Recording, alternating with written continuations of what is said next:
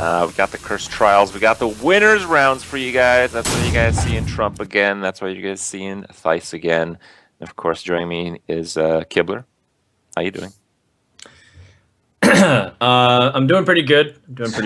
I played dragons. Feel pretty good about that.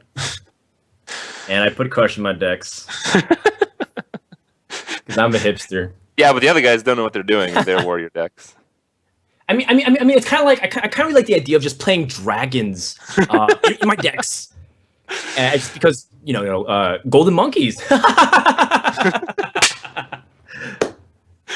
That's amazing. You're just too good at these. You should just quit Hearthstone, take up like stand-up comedy, make fun of all the gamers in every game. I'll be doing one tour and then I'll never be invited back again because after that people just like, all right, we've seen that already. We're moving on. Like Frank Caliendo. All right. Well, let's see how these players match up here. We've seen very little of Warlock, actually. Out of the day one players, is Trump the only Warlock? I think he is. And definitely didn't have too bad of a round with the Warlock. I mean, he just went in Warrior and just crushed him. It was pretty easy. He is bringing the Shaman. He is bringing the Druid. Feels like Trump is just bringing the standard solid decks, but from what we've seen in the limited amount of Warlock games, it seems like the other players may have missed on the opportunity to bring this strong deck to the tournament. Thijs is bringing the Warrior, the poorest results of the tournament so far, but he is the one player to win with the deck, I'm pretty sure. Has anyone else won with the deck? At least on stream, and Eloise mentioned to me that she went 0-3 with the Warrior as well in the lower brackets. So wow, so the Warrior's like grand 1 total in 12? of 1 in 10. Is it 10? Yeah. So she lost 6 times with it. Okay. Saw Kibler lose twice with it, and we saw Thijs lost twice with it, didn't he? Or did he lose once? Maybe 1 in 9. It's bad. It's bad. It's the It might be 10% win rate. It might be 12% win rate, but that win rate is not what you'd expect when you bring a deck to a tournament. Yep. Here we see the Warlock deck once again. It is against the Druid. I feel like the Warlock deck is actually pretty strong against the Druid. I feel like the Druid really struggles to keep up with a lot of decks, and the fact that it doesn't have access to Shredder is probably one of the biggest problems with this matchup, which was already kind of a problem to begin with. Yeah, it's a pretty good point. Actually, here's a fun fact, and I just got mentioned to this by some of the admins. Trump is actually the only player to bring Warlock in the tournament, and that surprises me because I thought Warlock would still actually be very well representative. It's one of the most adaptable classes to big shifts in card pools because of their hero power is so flexible. But Trump's the only person in the entire group of 16 players. Does that surprise you, Crip? That does surprise me. I thought Handlock would be acceptable, and I thought that Zulak would be pretty decent. And so far we've seen, Zulak be pretty decent at least. Yeah, I mean, it does lose some really big cards, The Nerubi Egg with some power overwhelming plays gave it a lot of ability to be good on the board. Even Haunted Creeper to an extent. Implosion. Yeah.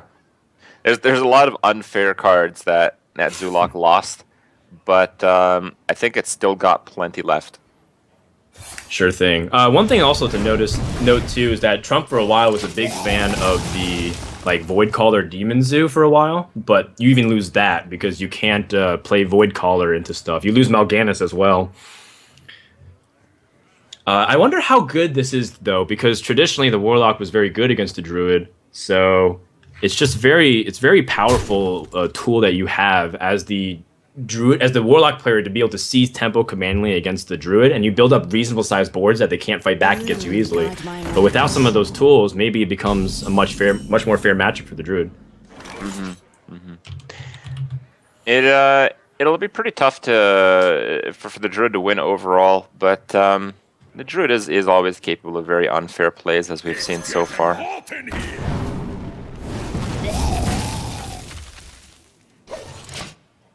Now, if you had to bring just we've thought about this. We've all thought about what decks we can see ourselves playing in the future.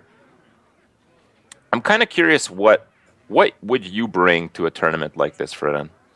Well, I actually was of the belief that aggro was super good, so I was gonna try to bring like base hunter, aggro paladin, aggro shaman, because I want to take advantage of just the fact that people don't have Belcher and Healbot. But now that I see that a significant amount of people have brought dragon lineups, maybe I would have just gotten crushed by one of those people. Would have, I don't know, it's pretty hard to say, but that seems to be some of the thinkings, except maybe people include Druid into some of their lineups as well. So taking a look at the plays here, Trump's just going to Mortal Coil, pick up some of the draws. Flame Juggler, another interesting card here included, but it kind of makes sense. You just want those small little board advantages for Zoo, so it doesn't seem like too bad of a choice here by Trump. He ended up mulliganing it out, and it would have been very good against the Living Roots that was played on turn 1. But still, it's fine. I would have liked to see the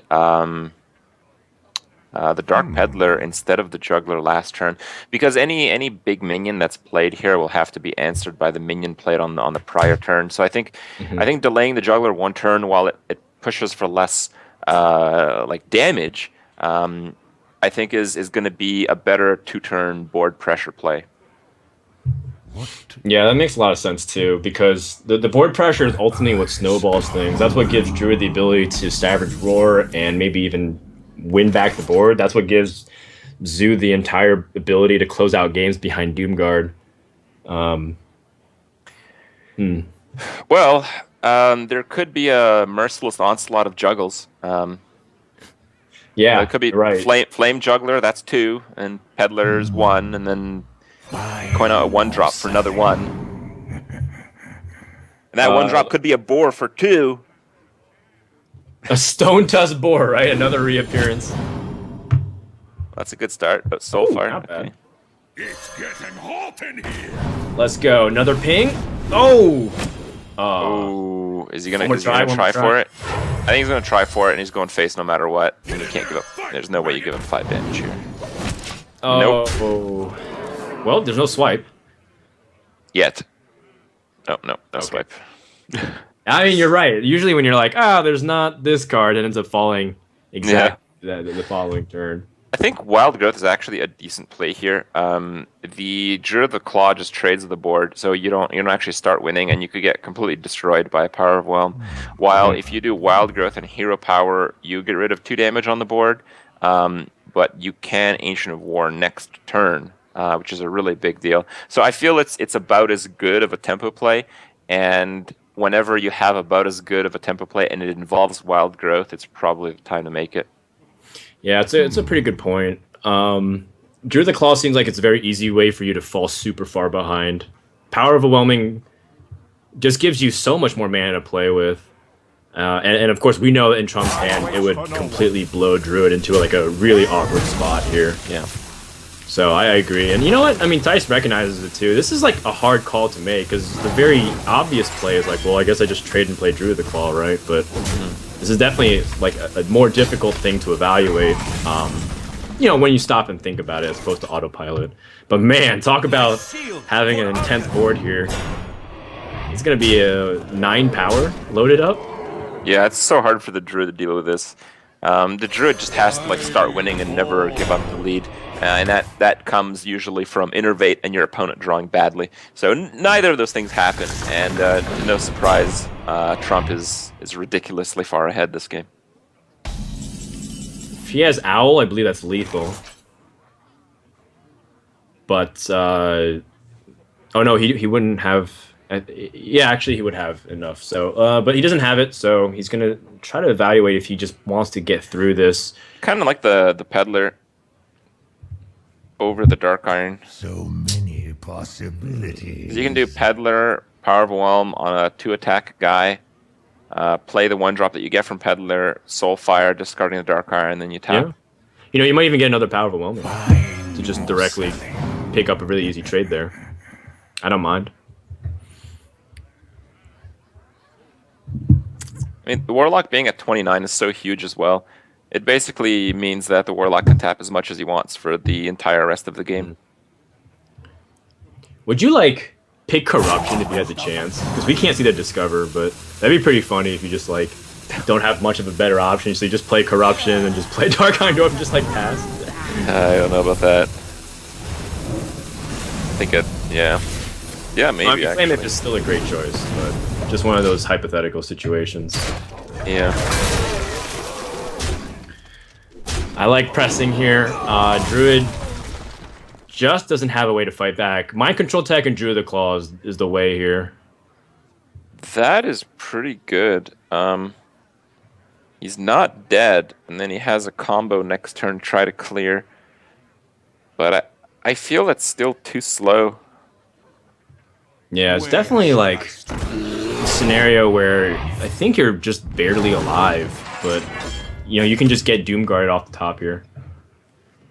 Oh, there's a wide range of cards that can be drawn here. In the current state of the board, Trump is 4 damage short. So any Silence, Power Overwhelm, Soulfire, a few cards from... Oh no, he's already played both Peddlers. Doomguards, of course.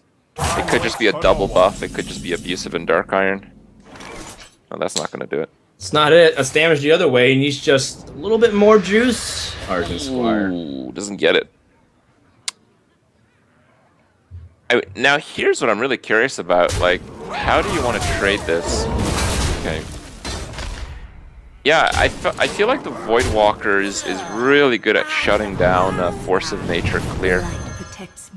Yeah, it just takes 1 Treant. And, I mean, you're still alive if you Force of Nature clear, I believe. Just barely, though. Yeah. You're at 1 HP? You're at 1. Against the Warlock. Is it better to Druid the Claw and to heal yourself? Do you gain as much life that way? No, you want to taunt up once you don't have any health left. You want to use your health as a resource once you still have it. Mm-hmm. That's a very rare resource right now. You only have 4 bits left. Still, it's there. Not going anywhere. Actually, it is going somewhere. It's going somewhere pretty quick, actually. It's like, if you're at 1 HP, he has 2 taps to do it. Alright, Thijs ends up going for the safest possible play, and maybe he feels like he has an opportunity to turn it around. Whoa. That's not helpful, and... No, but that would have been enough if Thijs made the other play. 6, 10, 12, and right now he's at 13 health. Just barely not enough. But it also doesn't really clear much of Trump's board because the Divine Shield and then the Pump. He only loses 1 minion in that exchange. I was thinking about double combo. Force of Nature, like Innervate draw here, Crib. Oh. Innervate? No. Wow. Yeah, I think Innervate may have been lethal. But the thing is, he couldn't use his own face, so he loses a little bit of damage, but I think that would have been it.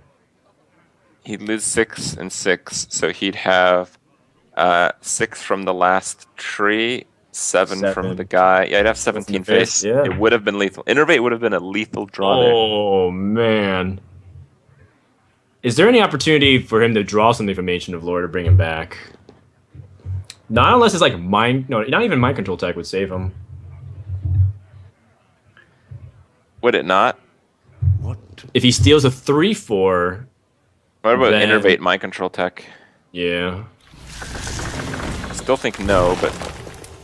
He's gonna try.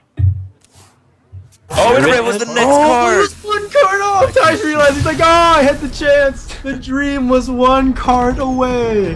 Wow. And that was only possible because Trump played 3 consecutive Flame Imps. Dude. I mean, the Flame Imps also contributed to him being within double combo range. Yeah, that's what I mean. Yeah, it's crazy. Yeah. It's so funny. All right, well, Trump does take the first match in the exchange, and he remains the only Warlock player and the only undefeated Warlock player. Yeah, 2-0 for the Warlocks so far.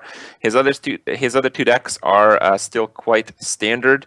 Druid, that's going to do very well against honestly everything in the tournament. And then Shaman might struggle pretty hard.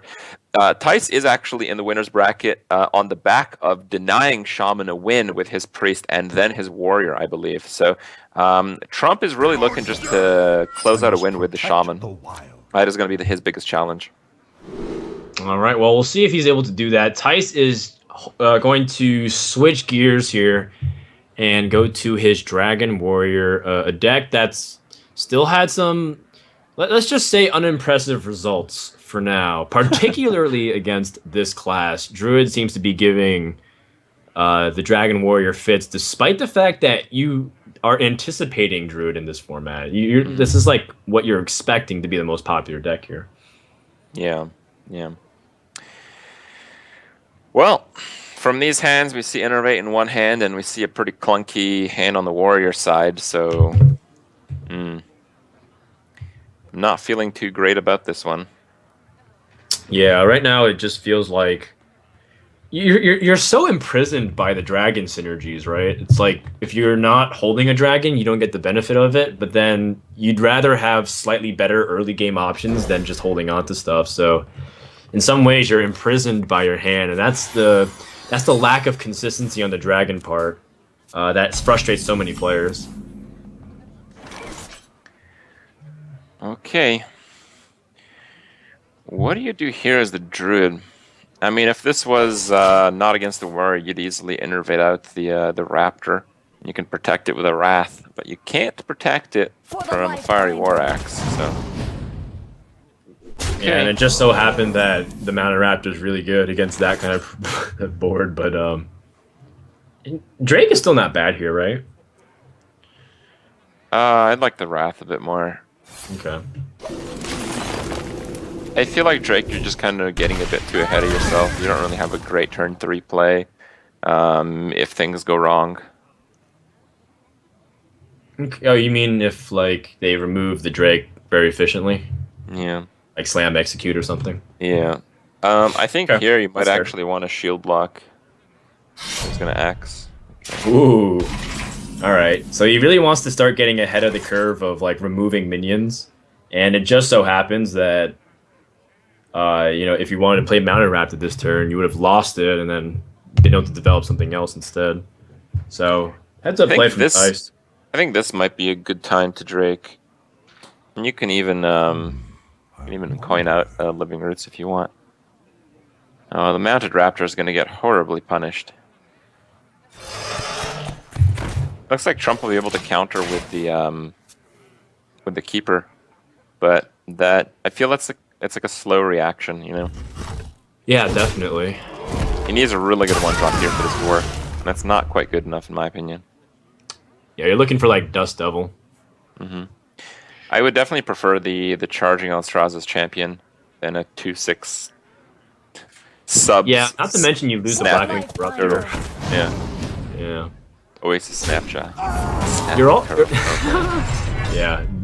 Oasis Snapshot mode. The thing about the this too is that it kind of like forces Druid into a hero power. Assume they don't have a play into it. Mm-hmm.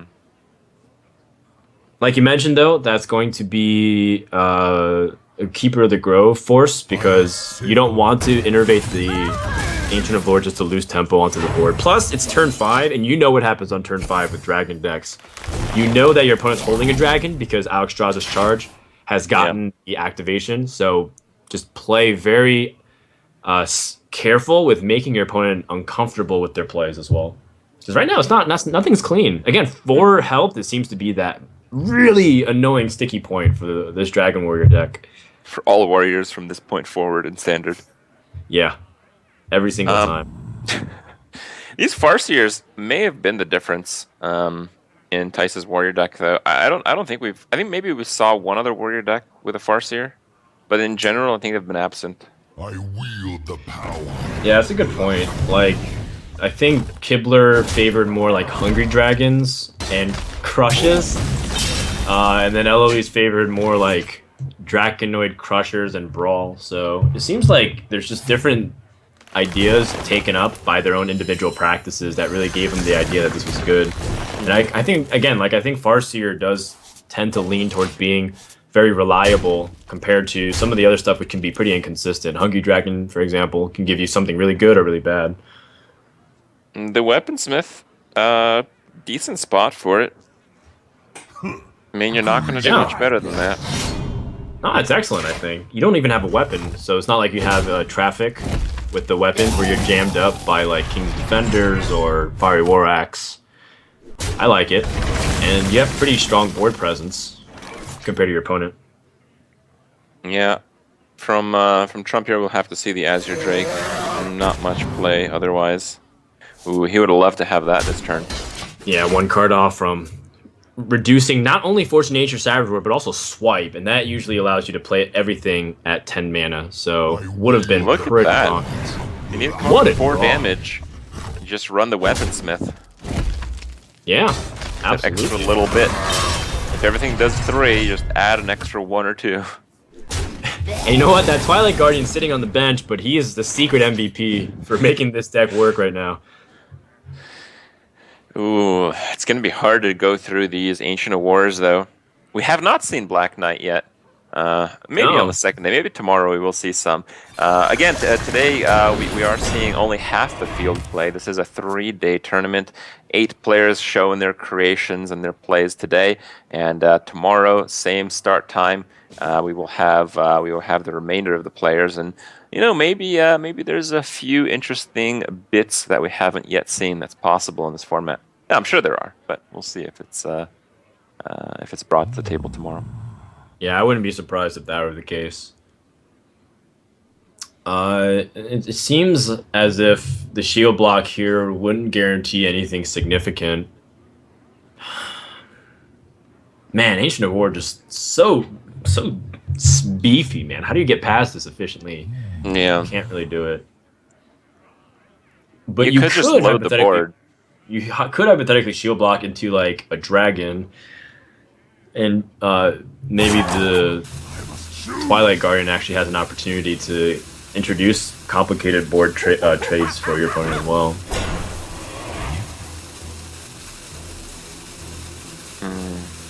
Whoa, he's going for the Twilight Guardian as well, so he can get more stats there. Oh man, Oasis Guardian. He already used both Alex Stras's Charge and both Blackwing Corruptors. Outside of a Blackwing Technician, I don't think there's any more direct activators, right? So he could be thinking, okay, well, there's no point in doing that. I just lose a ton on this. I feel like Swipe has to be the play, but it's kind of weak. Is there any reason to Wild Growth to 10? Yeah, so if you play Emperor and Wild Growth, you have access to Force of Nature, Savage, or Swipe next on turn 10, on 10 mana. So that gives you a range of 18 plus, let's say the Emperor survives, that would be 25 damage, which happens to be what your opponent is at if you just numbers up. Okay. Assuming everything goes right, though, there's a lot of ways to board. Yeah. And HP. Yeah. But all right, here's well, that's another a really reasonable good play. Yeah, Can't kill the very good first line. one. Here's another one. You couldn't execute the first one, so why not just load up the board more? And then I'm just going to go for normal Force of Nature Savage Roar on this, right? No need to make it too complicated. Slam's pretty good. Gives him ways to spend his mana this turn. Slam into Execute would probably be the best draw here right now, because he can use the Cruel Taskmaster to help clean. Even Big Game Hunter would be pretty good if he had the mana to use it, though. Never mind. GG. Execute? Nope. No. Another Oasis Guardian there. I guess you want to play the Farseer here. Or I guess the Twilight Guardian number 2 is also possible as well, considering that it's slightly more beef on the board here, and it doesn't die to just one trait from the Ancient of War. The real scary thing, again, is your opponent's on 9 mana, and he has a lot of cards, and the moment he draws Emperor, or drops Emperor, it's just going to be really scary, intimidating. Is he going to drop Emperor, though? Yeah, I mean, he has 9 mana, so Druid the Claw and Sen'jin's also pretty good. He could just combo to clear. I don't think I would, though. It feels like that's still your primary win condition, especially if your opponent's playing taunts without the taunt effect. Yeah, I think if you combo clear, the the variant will probably seal out the game for the warrior. Yeah, exactly. The Force of Nature Savage Roar is your win condition, especially as the game drags on and they're using more of their minions as tools that are normally taunts. Because eventually he's going to be drawing into the removal pieces for warrior, which means he won't have ways to put up taunts in front of the druid to combo. Okay. Oh, he is going with Emperor. Power of Ragnaros! It's got some really awesome things that's been reduced in cost, like Force of Nature Savage Roar Swipe we mentioned, but even like Druid the Claw being cheaper with the Senjin gives him more flexibility to do stuff, not to mention Wild Growth gets cheaper for cycles, so all of them are pretty reasonable. Well, he's got Ysera now, which enables the Twilight Guardian a little bit. Yeah. It's a bit optimistic, though. So you're forced a cruel task to kill off the Ancient of War and then play the Twilight Guardian. Yeah, that's kind of sad. That's really sad. Varian Rin can't do anything because it's 10 mana. You're literally locked into having him pull a charge minion, which you don't have. Oh no, Chilma. Chilma could do it. Oh, you're right, Chilma. If he has it, no, just a car. No. Nope. Oh, does that save him? No. He reduced swipe as well, so he's got a lot of damage. He's gonna try, just in case, because he gets slightly above the Force of Nature Savage Roar range by trading into this. But yeah, but armor. If you have no health and then Armor Smith puts you at like 5 armor, you're still dead. Yeah. Fun fact. Yeah. Alright, well, that was pretty straightforward. Once again, Druid being the oppressive force we've expected it to be, but that's kind of why we always say that. You know, Druid is really strong, and we think not bringing it could end up costing people more than helping them. We'll see, though. It's a 2-0 lead for Trump, and the Mayor of Valuetown is 1 game away from being able to advance the final day and getting in the money. That's right. It's going to have to be on Shaman, though, and this is the deck that Thijs has punished pretty well. And I think with good luck, he's certainly able to turn this around completely. We've seen the Priest kind of handle the Shaman very well. We've seen the Warrior handle the Shaman. That is the one time any Warrior won in this tournament. And yeah, Druid just handles everything. So it's not looking too bad matchup-wise for Thijs. So we'll see how the cards come down and if you can bring this back. Name of the game will be just to build up the early board once more for the Shaman, get that early curve. Totem Golem, one of the best cards against Druid, just because nothing they have early game answers that 3/4 body. Not to mention it's a predator for things like Darnassus Aspirant. So that's something the Shaman will look for. Cards like Juggler are still very vulnerable to innervate plays, or even the Living Roots, which is exactly what we see here. I'm really curious to see if Elemental Destruction is playing a role here, because sometimes that just happens to be exactly where all the Druid minions' health are at, and it gives you ability to stay alive. But, oh, not a good hand at all for the Shaman. No. It's terrible. My god. Wolf Rider is pretty interesting. I feel like the Argent Horse Riders are so much better, but I mean, no, I think he has guess both. You can run both. Yeah, exactly. I wonder if he runs the full degenerate 6-sum of 3 mana chargers, and you know what I'm talking about. Wolf Riders, Argent Horse Riders, and Arcane Golem. Full palette. Well, speaking of degenerate, we just saw one of the most disgusting openers Druid can have. Juggler. Oh god. That's like a lamb. Look at that, dude. Savage Roar? Oh, I really wanted Savage Roar off the top. That would be so good. That was 6 plus 6 million. Oh man, that would have been just so much damage. There it is. Oh my god, it was 1 card off. And I think you do it next turn. Depends on what the cards are played on the other end, but like that, your hand is dictating you to be pretty aggressive.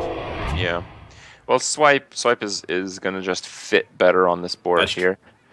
The swipe and the 2/3 Darnassus gives you a clear without losing a single minion, which just gives you a devastating swipe when it actually can matter. Yep, I agree. And now you're stuck with 2 mana on Trump's side. By the way, these living rooms are just gonna pick apart the health totals, just in a very annoying fashion. So kill off the Darnassus, play the 2 1-drops.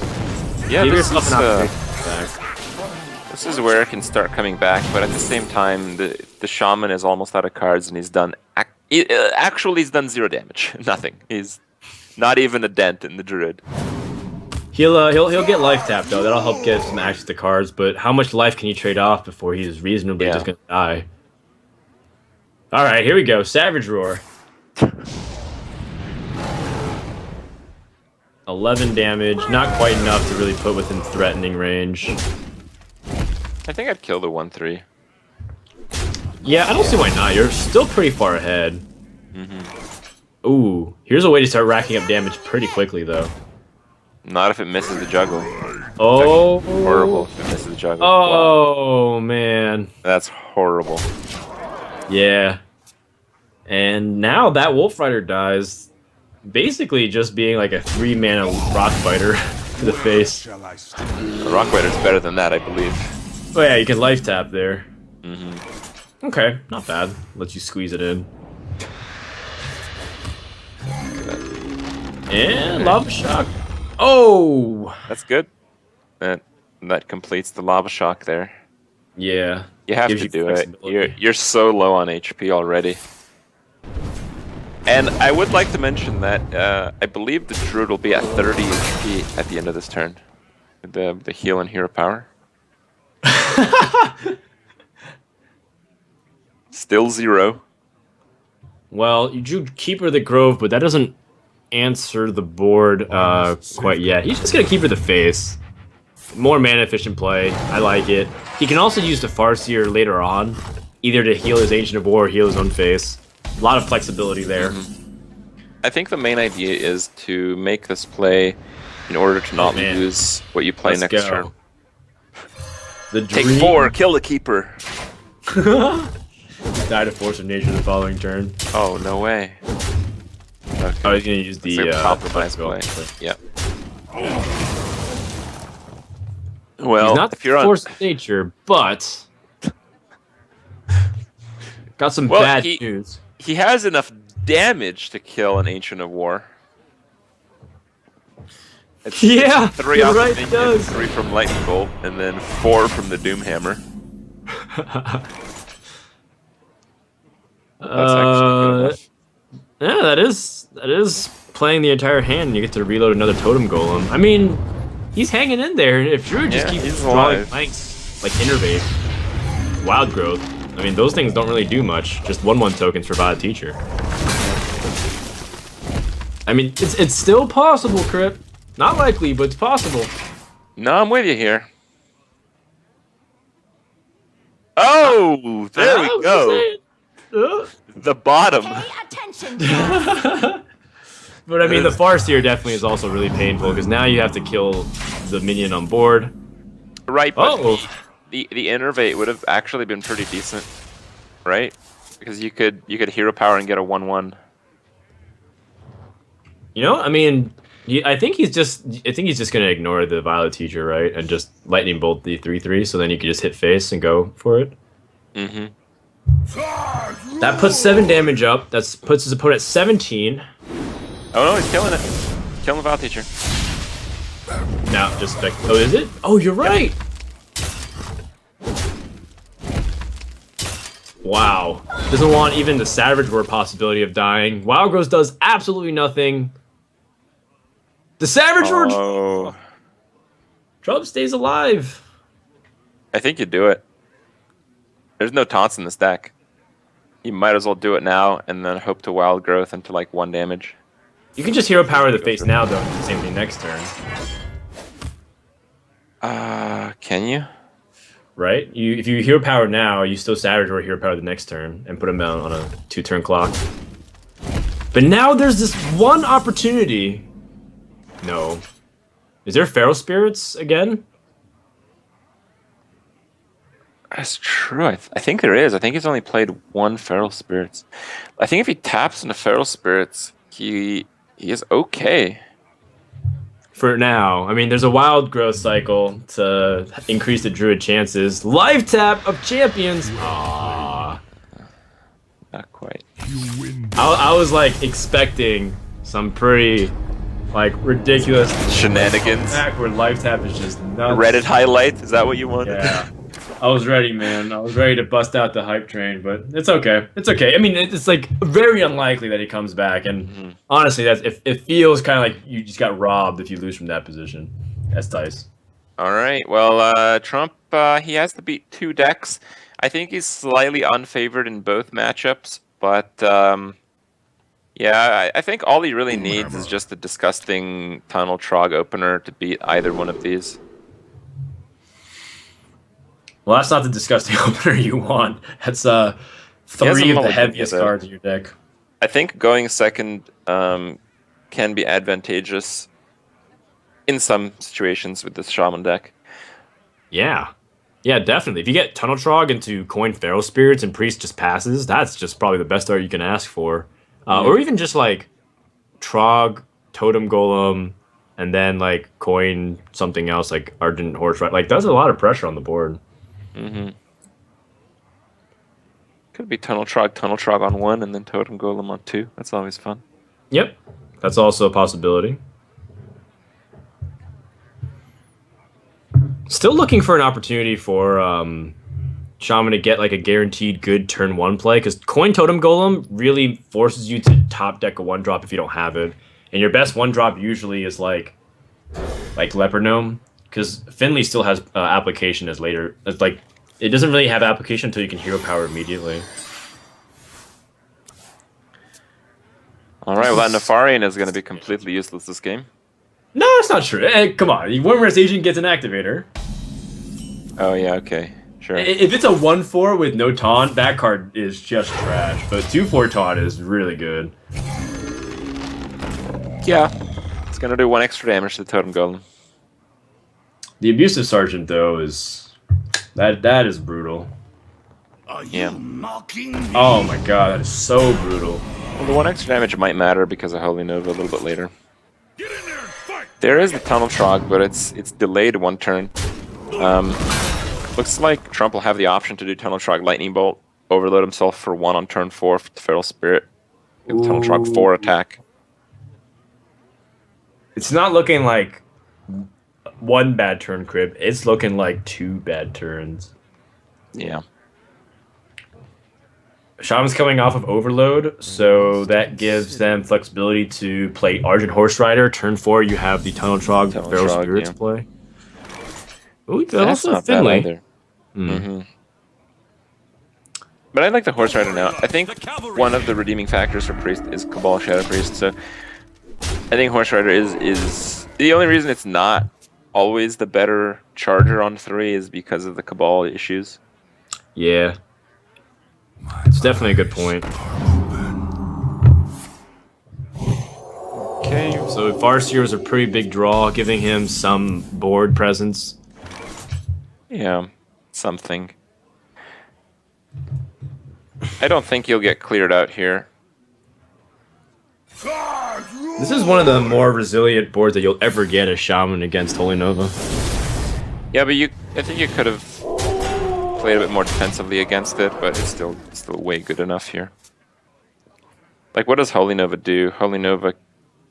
I wield the power. Okay, yeah, it basically does nothing. Yeah, exactly. So that's why playing the Feral Spirits and that was like a really good move, because Holy Nova only removed 5 damage for 5 mana, and didn't feel like a high enough impact. Now you can definitely Holy Nova the following turn. If you're the Shaman player, you know, now that you have Finley, I think you can actually play a little bit more board centric and not have to feel like you rush so much, because Finley would almost certainly gives you more longevity in your damage, whether you get Hunter hero power or life tap or even Druid hero power. Just, you know, Shaman hero power is just the worst against Priest. There's so many ways that Priest can manipulate it with AoE, Cabal Shadow Priest, etc. Plays Finley now. I like that. And if we pick the life tap, I would be pretty good with that. But Hunter is also really good too. Life tap it is. That's so big for Trump. Yeah, that means the damage is going to keep on coming. It looks like Trump is probably going to be able to seal this game out here. Right, because you don't have access to cards. Cabal Shadow Priest still has a pretty big impact on this board, though. He's going to be trading this in, and then you take the 2/3 taunt. It's still pretty significant. Because then he has to spend his turn life tapping, and he only can play the Argent Horse Rider because he has 5 mana. No, so it's like is nothing, it though. Holy Nova with the Cleric? Yep, I believe so. I mean, that contests the whole board, so anytime you do that, you're pretty happy. I like it. I kind of want to see if he has any more cards to bring him back, because without Light Bomb, you also miss like a lot of your ability to just clear a big board like that. 3, 6, 8. So about halfway through. Life Tap is very good here. Wow, not a bad card at all. Totem Golem and Lightning Bolt. Yeah, lets you Lightning Bolt and keep more of a board. Yeah, with Life Tap, you can definitely just continue to play for some of these board positions here. Get more mileage out of your 2/1s and your 1/1s. Yeah, the lower cost minions in Hearthstone are just so much more efficient per mana than the higher cost minions. You usually have to combo the higher cost minions or use them in very specific scenarios. I mean, right now, Trump is just playing a game where he's just out-carding big time. Yeah, well, I mean, what's the really funny thing, too, is that just because Priest is never aggressive and nowhere threatening the combo to kill the game, to end the game, he can always just keep lowering his health even to like 10 with life taps, even as the game goes on. Thijs has the hero power here. Like, that's just how bad of a spot he's in. 6, 8, 10, but not enough mana to use like whatever he life taps into. But he... should he life tap? I think so. I think it's a missed card either way. I'm kind of thinking maybe he should not life tap here. Okay. You want to just get as much board presence as possible early on? Yeah. Oh, that's not bad. Do you want to keep that for Doomhammer? Yeah, you definitely don't Rockbiter here. But I'm thinking, do you want to clear the Drake? I think you'd probably clear the Drake. That's kind of how Trump has been playing so far. I think both 2/1 minions are going to attack the Drake here. Yeah, I like it. I don't like trading any other higher health minion like the 3/4. So that seems to be a pretty good course of action. The follow-up to this is like your Nope. oh, Smart. face. Everything face. He's not afraid of Holy Nova #2. And that's pretty, honestly, a pretty good move, too. Man, what do you do here if you're Thijs? You just have no other options, really.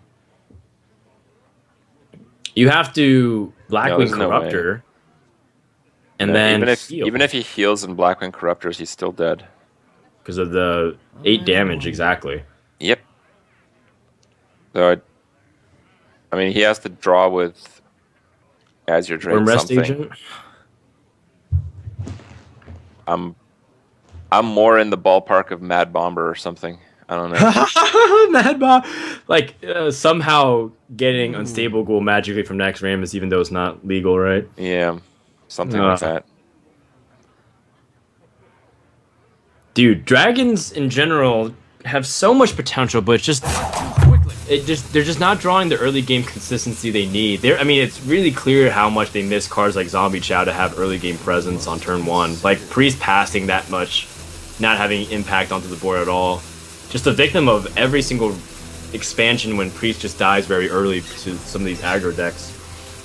That's gonna do it. So Trump is going to win 3-1 and advance to the final day as one of our finalists for here at the Curse Trials. Job well done, being the only guy to bring the Warlock deck. Pretty cool stuff, man. Yep, and 2-0 with the Warlock deck, doing very well with his little bit of uniqueness, little bit of flavor. And, well, I wish Trump good luck on the final day. Thijs, of course, is not out because this was a winner's match. He will be playing I believe it's Kibler who has just now defeated Orange in the non-streamed losers round of the second group. But before we get into that, we will have the second winners match coming right up for you guys. The second winners match is going to be Forsen and Strifecrow. They're going to be the same situation, just as Trump is, and Thijs were here, where the winner advances to the final and the loser gets a final game at the end of the night. All right, so we're going to take a break. Shout out to our sponsors here. Thank you so much to Geek Fuel as well as the Curse Network putting it on and helping Archon as well as us have a pretty fun tournament. So when we come back, we're going to have more action here at the Curse Trials. It's Forsen versus Strifecrow. Stay tuned.